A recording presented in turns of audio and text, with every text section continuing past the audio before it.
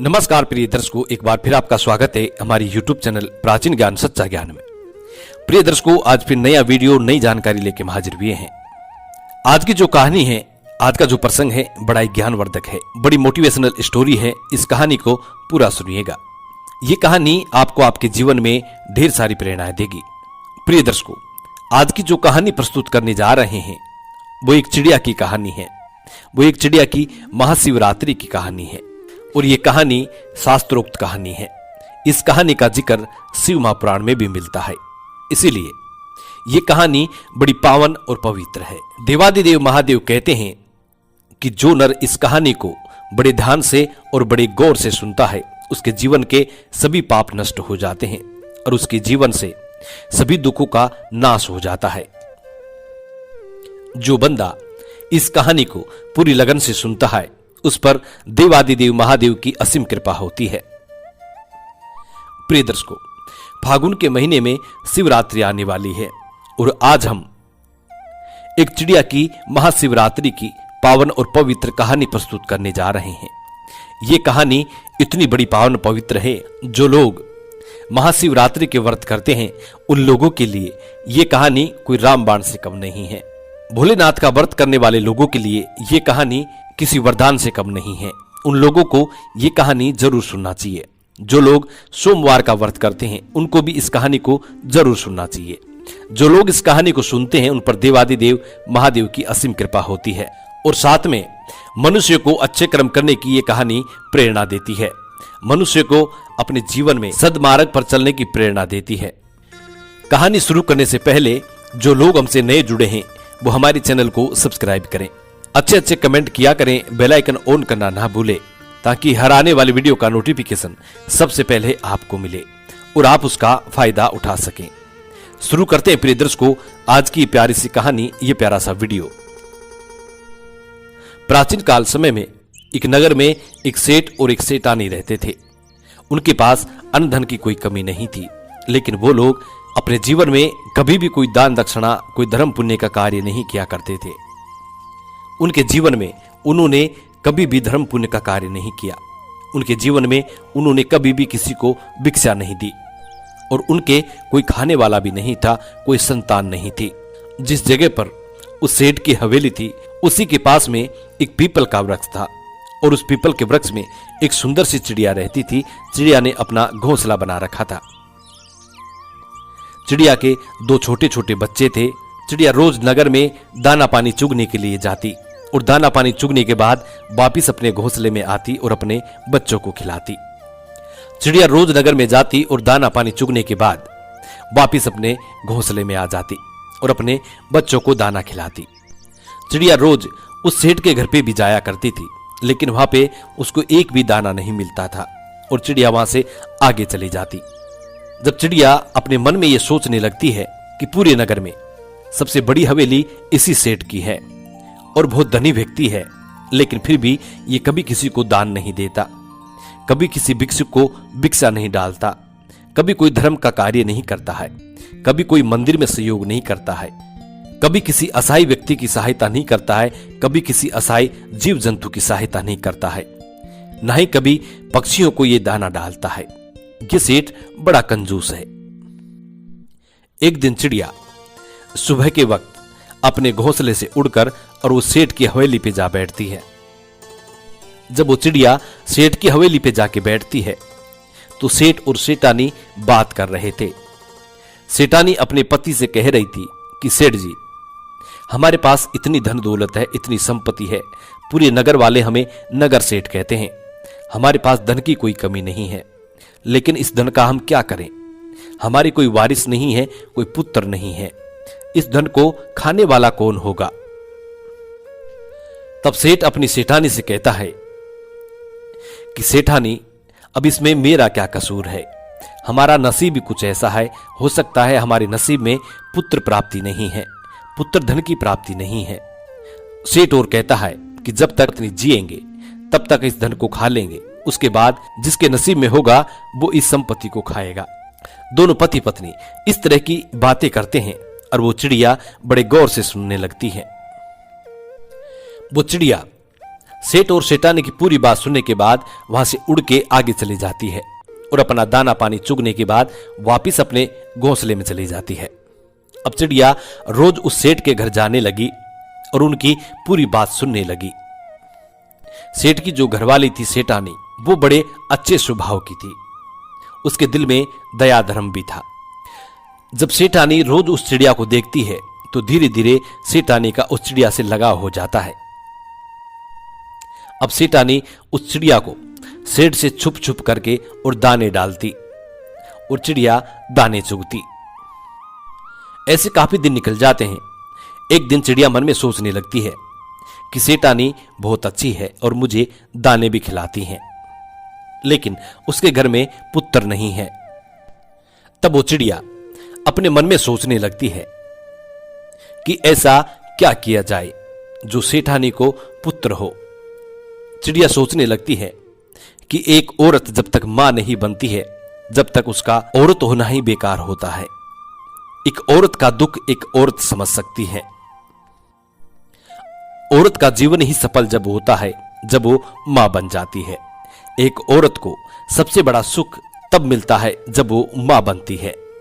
यही सोचकर चिड़िया बड़ी दुखी हो जाती है और चिड़िया सोचने लगती है कि इतनी सीधी सादी सेठानी है, रोज मुझे दाना खिलाती है, ऐसा मैं क्या करूं जो इसके घर पुत्र जन्म ले और इनको पुत्र की प्राप्ति हो।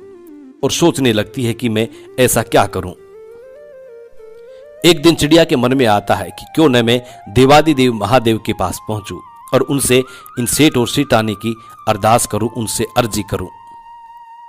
यही सोचकर चिड़िया अपने पति चिड़िया से कहती है कि पिया जी, मैं कुछ दिनों के लिए कहीं जा रही हूं, आप बच्चों का ख्याल रखना, इनको समय पे दाना पानी खिलाना। इतनी कहकर और चिड़िया अपने घोंसले से उड़ान भरती है। चिड़िया उड़ती हुई जाती है, रात दिन उड़ती है, बड़ी परिश्रम करती है, भूखी प्यासी उड़ती रहती है और उड़ती उड़ती अंततः वो कैलाश पर्वत पे पहुंच जाती है, जहां पर देवादिदेव महादेव और माता पार्वती थे। चिड़िया उड़ती हुई जाकर के और माता पार्वती के चरणों में पड़ जाती है और जैसी मां पार्वती के चरणों में जाके चिड़िया बैठती है, चिड़िया बेहोश हो जाती है। मां जगदम्बा पार्वती चिड़िया को अपने हाथों में उठाती है और चिड़िया को होश में लाती है और चिड़िया से कहती है कि चिड़िया, तुम कहां से आई हो? हे पुत्री, तुम बड़ी परेशान हो रही हो। तब चिड़िया मां पार्वती से कहती है कि मैया, मैं बहुत दुखी हूं और बड़ी दूर से आई हूं। मैं अपने दुख के लिए दुखी नहीं हूं, किसी और के दुख के लिए बड़ी दुखी हूं। तब मां पार्वती कहती है कि पुत्री, आप मुझे स्पष्ट बताइए, बात क्या है उसको खोल के बताइए। तब चिड़िया कहती है कि मैया, जहां मैं रहती हूं वहां पे एक सेठ और सेठानी रहते हैं, उनके कोई पुत्र नहीं है और वो सेठानी मैया बड़ी भोली है, उनको एक पुत्र दे दीजिए। चिड़िया इतनी बात मां पार्वती से कहती है और फिर से बेहोश हो जाती है। मां पार्वती फिर से उस चिड़िया को होश में लाने की कोशिश करती है। काफी देर बाद चिड़िया फिर से होश में आती है। तब मां पार्वती उस चिड़िया को कुछ दाना पानी खिलाती हैं और चिड़िया से कहती हैं कि पुत्री, तुम चिंता ना करो, थोड़ी देर में महादेव उठेंगे, उनके बाद हम महादेव से बात करेंगे। उसके थोड़ी देर बाद देवादिदेव महादेव अपनी समाधि से खड़े होते हैं। मां पार्वती चिड़िया को हाथ में लेकर और महादेव के समक्ष जाती हैं और महादेव से कहती हैं कि प्रभु, फला नगर में सेठ और सेठानी रहते हैं, क्या उनके नसीब में कोई पुत्र है या नहीं? तब महादेव ध्यान लगा करके देखते हैं और कहते हैं कि पार्वती, उनके नसीब में कोई पुत्र नहीं है। तब मां पार्वती कहती है कि प्रभु, यदि उनके नसीब में पुत्र नहीं है तो आपको पुत्र देना पड़ेगा। लेकिन महादेव कहते हैं कि पार्वती, तुम जिद क्यों करती हो? उनके नसीब में कोई पुत्र नहीं है तो मैं पुत्र कैसे दूं? लेकिन मां पार्वती जिद करती है और कहती है कि ये चिड़िया बड़ी दूर से आई है और ये आशा करके आई है कि हम इसकी सहायता करेंगे। इसी आशा से भूखी प्यासी उड़ती हुई इतनी दूर से यहां तक आई है और इसको खाली हाथ नहीं भेज सकते। मां पार्वती की इतनी बात सुनने के बाद देवादिदेव महादेव कहते हैं कि ठीक है पार्वती, तुम हर बार जिद करती हो और तुम्हारी हर जिद को मुझे पूरा भी करना पड़ता है। ठीक है, यदि तुम जिद कर रही हो तो सेठ और सेठानी को एक पुत्र हम देंगे। लेकिन महादेव और कहते हैं कि चिड़िया से कहो कि सेठ और सेठानी कोई दान धर्म नहीं करते हैं, कोई पुण्य का कार्य नहीं करते हैं, कोई पवित्र शास्त्र नहीं पढ़ते हैं, कोई ज्ञान पुराण नहीं पढ़ते हैं, कोई पुराण शास्त्र नहीं पढ़ते हैं, कोई वेद शास्त्र नहीं पढ़ते हैं। ऐसे नास्तिक लोग हैं, यदि वो नास्तिक से स्वास्तिक होने लगे तो उनको एक पुत्र की प्राप्ति हम देंगे। उनको दान धर्म भी करना पड़ेगा, मंदिर में भी जाना पड़ेगा, भिक्षुक को भिक्षा भी देनी पड़ेगी, ईश्वर के भजन भी करने पड़ेंगे, तभी उनको पुत्र की प्राप्ति हो सकती है। तब वो चिड़िया कहती है कि प्रभु, मैं अपनी तरफ से फुल कोशिश करूंगी कि सेठ और सेठानी मंदिर भी जाए, व्रत त्योहार करे, दान दक्षिणा करे, मैं अपनी तरफ से फुल कोशिश करूंगी। तब महादेव कहते हैं कि तथास्तु।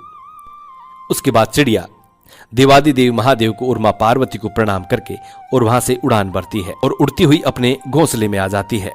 उसके 9 महीने बाद सेठानी को एक सुंदर पुत्र की प्राप्ति होती है। सेठ और सेठानी बड़े खुश होते हैं अपने पुत्र को पाकर। चिड़िया भी बड़ी खुशी होती है। चिड़िया भी फूली नहीं समाती है कि उसकी मेहनत सफल हो गई। चिड़िया भी अपनी मेहनत का फल देखकर बड़ी खुश होती है, बड़ी प्रसन्न होती है। चिड़िया भी सोचने लगती है कि इस नगर का सबसे बड़ा धनी सेठ है और जब ये सेठ अपने पुत्र को अच्छी अच्छी चीजें खिलाएगा तो कुछ थोड़े बहुत टूक नीचे भी गिरेंगे और वो हमको भी खाने को मिलेंगे। यही सोचकर वो चिड़िया बड़ी खुशी होती है। धीरे धीरे सेठ का लड़का बड़ा होने लग जाता है। एक शिवरात्रि निकल गई, दूसरी शिवरात्रि भी निकल गई, तीसरी शिवरात्रि भी निकल गई और चौथी शिवरात्रि भी निकल गई। 5वीं जब शिवरात्रि आने को होती है तब वो चिड़िया बड़ी चिंतित होती है, बड़ी दुखी होती है। चिड़िया सोचने लगती है कि सेठ का लड़का अब 5 साल का हो चुका है और ये सेठ और सेठानी अभी तक कोई दान दक्षिणा नहीं करते हैं, किसी मंदिर में नहीं जाते हैं, किसी को भिक्षा नहीं देते हैं, कोई भी पुण्य का काम नहीं करते हैं। अब चिड़िया ये सोचकर बड़ी दुखी होती है। चिड़िया सोचने लगती है कि यदि इन लोगों ने दान धर्म करना शुरू नहीं किया तो इनका पुत्र अल्पायु होगा और बहुत जल्द खत्म हो जाएगा। यही सोचकर चिड़िया बड़ी दुखी होती है, बड़ी चिंतित हो जाती है। चिड़िया सोचने लगती है कि मैं सेठ और सेठानी को कहूं तो कैसे कहूं, मेरी भाषा को ये समझते नहीं है, मेरे इशारे को ये समझते नहीं है, अब मैं क्या करूं। यही सोचकर चिड़िया बड़ी दुखी हो जाती है। तब तक चिड़िया के बच्चे भी बड़े बड़े हो चुके थे। चिड़िया अपने बच्चों से कहती है कि पुत्रों, तुम अपना ख्याल रखना, मैं कुछ दिनों के लिए कहीं जाके आ रही हूं। तब चिड़िया फिर से अपने घोंसले से उड़ान भरती है और सीधी कैलाश पे जाती है। कैलाश पे जाकर मां पार्वती के चरणों में पड़ जाती है और मां पार्वती चिड़िया को हाथ में उठाकर कहती हैं कि चिड़िया पुत्री, अब तुम्हें क्या परेशानी है, तुमने जैसा कहा था वैसा हो गया, सेठ और सेठानी को पुत्र मिल गया है, अब तुम दोबारा से फिर क्यों आई हो। तब चिड़िया मां पार्वती से कहती है कि मैया, सेठ और सेठानी को पुत्र तो मिल गया है, लेकिन सेठ और सेठानी को सद्मार्ग पर लाने पर मैं असक्षम रही, उनको सद्मार्ग पर लाने में मैं असक्षम रही, उनको मैं धर्म के कार्य में नहीं ले आ सकी। दोनों पति पत्नी अभी भी वैसे के वैसे ही हैं, नहीं कोई मंदिर जाते हैं, नहीं कोई दान धर्म करते हैं, नहीं किसी को भिक्षा देते हैं, नहीं किसी भगवान का भजन करते हैं, अभी भी दोनों पति पत्नी वैसे ही हैं। तब महादेव कहते हैं कि चिड़िया, तो फिर उनका पुत्र अल्पायु होगा। तब चिड़िया मां पार्वती के चरणों में पड़ जाती है और अपने सर को पीटने लगती है। कहती है, भैया ऐसा नहीं होना चाहिए, उनका पुत्र दीर्घायु होना चाहिए, अल्पायु नहीं। चिड़िया इस बात को अच्छी तरह जानती थी कि जब पिता से कोई चीज मांगनी हो तो मैया के चरणों में पड़ जाओ। यदि आप मैया को राजी कर लेते हैं तो पिता अपने आप मान जाते हैं। यही सोचकर चिड़िया मां पार्वती के चरणों में पड़ जाती है और अपना सर को पीटने लग जाती है। जब मां पार्वती फिर से चिड़िया को हाथ में उठाती हैं और पुचकारती हैं, कहती हैं, पुत्री तुम शांत हो जाओ। तब मां पार्वती फिर से भोलेनाथ से अर्ज करती है कि महादेव ऐसा नहीं होगा। फिर चिड़िया कहती है कि मैया मैंने अपनी तरफ से फुल कोशिश की है उनको समझाने की, लेकिन वो लोग नहीं तो मेरी भाषा को समझ पाते हैं और नहीं मेरे इशारे को समझ पाते हैं। अब मैं करूं तो क्या करूं? तब चिड़िया कहती है कि मां आप और भोले बाबा दोनों यदि वहां जाकर सेठ और सेठानी को सदमार्ग पर लाएं तो बहुत अच्छा होगा। तब मां पार्वती और भोलेनाथ बाबा कहते हैं कि ठीक है चिड़िया, ऐसा ही होगा। हम बहुत जल्द सेठ और सेठानी के द्वार पे पहुंचने वाले हैं। प्रिय दर्शकों, फिर चिड़िया वापिस कैलाश से अपने घर को आ जाती है, अपने घोंसले में आ जाती है। महादेव और पार्वती एक भिक्षु का, एक साधु का रूप धारण करके और सेठ और सेठानी के द्वार पे आते हैं और सेठानी से कहते हैं कि मैया हमको बड़ी तेज भूख लग रही है और हमको भोजन खिलाइए। यदि तुम लोग हमें भोजन नहीं खिलाओगे तो हम तुम्हें श्राप दे देंगे और तुम बर्बाद हो जाओगे। तब सेठानी हाथ जोड़ करके कहती है कि बाबा तुम मुझे श्राप मत देना, तुम हमें श्राप मत देना, हम तुम्हें जरूर भोजन खिलाएंगे। तब सेठानी साधु के भेष में महादेव और मां पार्वती को अपने घर के अंदर ले जाती हैं और अच्छे अच्छे पकवान बनाती हैं और दोनों को जिमाती हैं। उधर उस सेठानी का वो नन्हा सा पुत्र इधर उधर घूमता है, कभी महादेव और मां पार्वती को रोटी लाके डालता है, कभी सब्जी लाके डालता है, कभी कौन सी मिठाई लेके आता है, कभी कौन सी मिठाई लेके आता है। ये देखकर मां पार्वती बड़ी प्रसन्न होती है, बड़ी खुश होती है। मां पार्वती सोचती है कि ये महादेव का प्रसाद है, इसलिए इतना चंचल है। जब वो सेठानी साधु के भेष में मां पार्वती और भोलेनाथ को भोजन करा देती हैं, उसके बाद महादेव और पार्वती उसके घर से जाने लगते हैं। तब सेठ और सेठानी दोनों आते हैं और हाथ जोड़ करके कहते हैं कि बाबा हमसे कोई सेवा में कमी थोड़ी रही, यदि कमी रही हो तो आप हमें क्षमा करें, लेकिन श्राप ना दें। तब महादेव कहते हैं कि सेठ सेठानी ध्यान से सुनो, गलतियां तो तुमने बहुत की है और गलतियां करते ही जा रहे हो। यदि इसी तरीके से रहे तो तुम्हारे पुत्र पे घोर संकट आने वाला है और तुम्हारा पुत्र बहुत जल्द इस दुनिया से अलविदा हो जाएगा। तब सेठ और सेठानी साधु के भेष में भोलेनाथ के चरणों में पड़ जाते हैं और कहते हैं कि बाबा हमें कोई मार्ग बताइए, हम क्या कर सकते हैं। बुढ़ापे में जाकर हमें एक पुत्र प्राप्त हुआ है और हम इस पुत्र को खोना नहीं चाहते हैं। तब महादेव कहते हैं कि खड़े हो जाओ और ध्यान से सुनो, आज के बाद यदि तुम्हारे द्वार पे कोई भी आता है तो वो खाली नहीं जाना चाहिए। दान धर्म करो, तालाब खुदवाओ, कुएं खुदवाओ, लोगों की सहायता करो, परेशान जीव जंतु की सहायता करो, धर्म पुण्य करो और महाशिवरात्रि का व्रत करो, ईश्वर की भक्ति करो, ईश्वर का भजन करो। महादेव इतनी बात कहते हैं। तब दोनों पति पत्नी हाथ जोड़कर और महादेव के चरणों में पड़ जाते हैं, कहते हैं कि बाबा हम ऐसा ही करेंगे। और सेठ और सेठानी से महादेव कहते हैं कि तुम्हारे घर में जो ये पुत्र खेल रहा है ये तुम्हारी मेहनत से नहीं, तुम्हारे नसीब में नहीं था, ये एक चिड़िया की मेहनत है जो तुम्हारे यहां से उड़ करके कैलाश तक पहुंची है। और कैलाश तक जाने के बाद महादेव और पार्वती से अर्जी करके, विनती करके ये पुत्र मांगा है। ये उनकी भक्ति का फल है जो तुम्हारे घर में आज एक नन्हा सा पुत्र खेल रहा है। तब सेठ और सेठानी कहते हैं कि बाबा वो चिड़िया कौन सी है। तभी वो चिड़िया वहां आती है और महादेव और मां पार्वती को प्रणाम करती है। प्रिय दर्शकों, ये दिन महाशिवरात्रि का था, जिस दिन महादेव और मां पार्वती सेठ और सेठानी के घर आए। सेठ और सेठानी के घर मां पार्वती और भोलेनाथ अपना पूर्ण रूप धारण करते हैं और सेठ और सेठानी को दर्शन देते हैं और चिड़िया की शिवरात्रि सफल होती है। बड़ी धूमधाम से सेठ और सेठानी महाशिवरात्रि मनाते हैं और महाशिवरात्रि का व्रत करते हैं और साथ में चिड़िया भी व्रत करती है और देवादिदेव महादेव के दर्शन पाकर वो तृप्त हो जाते हैं। उनकी महाशिवरात्रि सफल हो जाती है। जो लोग महाशिवरात्रि का व्रत करते हैं उन लोगों पर देवादिदेव महादेव की ऐसी ही कृपा रहे जैसी सेठ और सेठानी पर रही और चिड़िया पे रही।